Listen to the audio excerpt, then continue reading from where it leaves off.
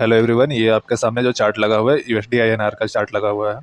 जो USD INR जो हमारे इंडियन रुपीज़ का है उसका चार्ट लगा हुआ है डॉलर के कंपेयर में। तो जैसा कि आपको दिख रहा होगा, जो यूएसडी आईएनआर है यहाँ पे प्राइस एक्शन आपको दिख रहा होगा, सिंपल प्राइस एक्शन बना के पॉजिटिव प्राइस एक्शन बना रहा है। और यहाँ पे ऑलमोस्ट डब्लू पैटर्न का ब्रेकआउट देने की तैयारी कर रहा है। मार्केट ऑल टाइम हाई के आसपास आ गया है। इसका मतलब ये है कि हमारा रुपया लगातार गिरता जा रहा है। अभी 96 रुपये 19 पैसे के आसपास अभी करंट में चल रहा है। इसका ऑल टाइम हाई 97 रुपये था। अभी 97 रुपये के आसपास जाने के लिए मार्केट एकदम तैयार हो चुका है। अगर कहीं गलती से ये ऑल टाइम हाई को तोड़ता है तो हमारा रुपया और ज़्यादा 100 के आसपास आ सकता है। अगला जो हमारा रेजिस्टेंस होगा 100 रुपीज़ के आसपास होगा। जैसा कि आपको दिख रहा होगा, हमारा जो रुपया लगातार गिरता जा रहा है डॉलर के कंपेयर में 96 रुपये आ गया है। ऑल टाइम हाई हाई 97 रुपया था।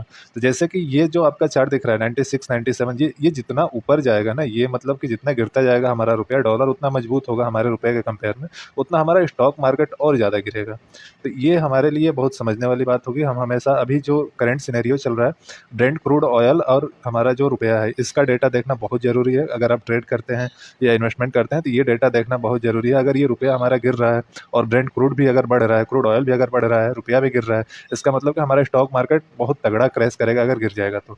क्योंकि ये ऑल टाइम हाई के आसपास आ गया है। ये हमारे लिए बहुत निगेटिव सिनेरियो है। आपको दिख रहा होगा सामने ऑल टाइम हाई के आसपास जा रहा है। अगर ये ऑल टाइम हाई के आसपास आ जाता है और गलती से इसको तोड़ के ऊपर निकलता है तो हमारा स्टॉक मार्केट क्रैश भी हो सकता है। क्योंकि ब्रेंट क्रूड ऑयल भी, अगर उसका भी चार्ट अभी देख लेते हैं, क्रूड ऑयल भी हमारा बढ़ता जा रहा है। हमारा रुपया भी यहाँ पे डॉलर के कंपेयर में गिरता जा रहा है। इससे क्या होगा, डायरेक्ट इम्पैक्ट स्टॉक मार्केट पे पड़ेगा। और स्टॉक मार्केट पे इसका क्या इम्पैक्ट पड़ेगा, स्टॉक मार्केट गिर जाएगा और अच्छे से क्रैश हो जाएगा। ये डेटा देखना आपको बहुत ज़्यादा ज़रूरी था, इसलिए मैंने ये डेटा आपके सामने शो कर दिया। अभी देख लेते हैं क्रूड ऑयल के चार्ट, उसमें क्या होता है। उस आपके सामने क्रूड ऑयल का चार्ट लगा हुआ है, ब्रेंट क्रूड ऑयल का चार्ट लगा हुआ है, वन डे के टाइम फ्रेम में चार्ट लगा हुआ है। जैसे कि आपको दिख रहा होगा, ब्रेंट क्रूड ऑयल क्या कर रहा है। कल मैंने बताया था आपको 82 81 के आसपास मार्केट चल रहा था, तभी मैंने बताया था। अभी ये करंटली चल रहा है 85 रुपये के आसपास आ गया क्रूड ऑयल, जबकि कल मैंने वीडियो बनाया था तब 81 82 रुपये चल रहा था। कल मैंने बताया था आपको कि ये जो सपोर्ट ले रहा है ना मार्केट, ये बहुत बैड सिनेरियो है। अगर यहाँ से सपोर्ट लेके मार्केट उठ जाता है ना, कहीं गलती से ये ऑल टाइम हाई के आसपास फिर से टच कर देगा, तो ये स्टॉक मार्केट में इसका बहुत नेगेटिव इंपैक्ट देखने को मिलेगा।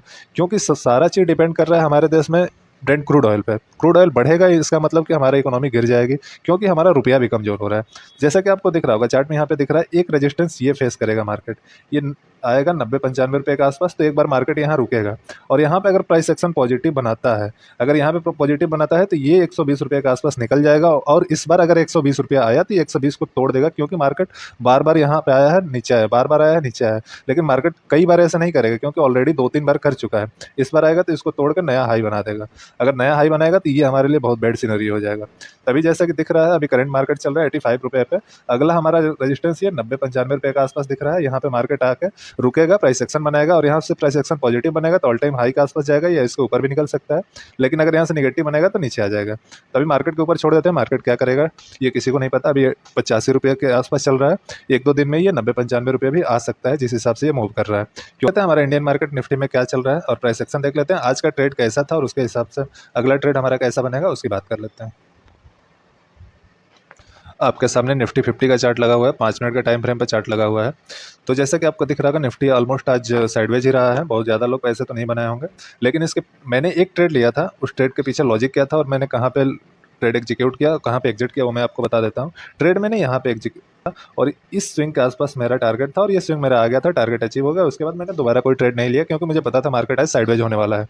ये मुझे पता कैसे चला, क्योंकि मैंने FIDI का डेटा देखा। FI जो था वो क्या किया था, आज 3000 करोड़ के आसपास सेलिंग किया था। 3000 करोड़ के आसपास इसने क्या किया था, सेलिंग किया था। और DI ने क्या किया था, लगभग 2 ढाई हज़ार के आसपास बाई किया था। तो ये 3000 के आसपास सेल किया था और ये बाई किया था। इसका मतलब मार्केट को ये लोग क्या किए, दोनों मिलकर साइडवेज कर दिए थे। अगर दोनों ने सेल किया होता तो मार्केट में आज ट्रेंडिंग मूव हो गया होता। लेकिन DI हमारा क्या किया था, मार्केट को बचा लिया था। डोमेस्टिक इन्वेस्टर मार्केट को बचाए हुए थे। लेकिन ये ज़्यादा दिन तक रुकने वाला नहीं है। मार्केट जिस हिसाब से प्राइस एक्शन बनाया है, ये बिल्कुल निगेटिव प्राइस एक्शन बन रहा है। ये लोअर लो फॉर्मेशन में कैंडल बन रही है। अगर ये सपोर्ट तोड़ता है तो ये फिर 23,800 के आसपास आ जाएगा, और 23,800 भी अब वीक हो चुका है। अगर उसको भी तोड़ देगा मार्केट तो फिर बहुत नीचे यहाँ से तोड़ेगा, तो आपको क्या होगा, अच्छी खासी सेलिंग देखने को मिलेगी, क्योंकि मार्केट एकदम मेक एंड ब्रेक लेवल पे आ चुका है। और प्राइस एक्शन बिल्कुल निगेटिव है। कल हो सकता है मे बी अगर गैप डाउन खुलता है तो प्राइस एक्शन जैसे निगेटिव बनेगा, हम पुट साइड में एंट्री लेंगे। कॉल साइड में कोई एंट्री अभी बनती नहीं है। कॉल साइड में एंट्री तभी बनेगी जब ये मार्केट क्या करेगा, 150 के ऊपर खुलेगा। 24,150 या 24,200 के ऊपर मार्केट खुलता है, गैप अप खुलता है अगर इतना बड़ा, तब जाके हमको कॉल साइड में एंट्री बनानी है, क्योंकि इसके नीचे सेलर एक्टिव रहेंगे।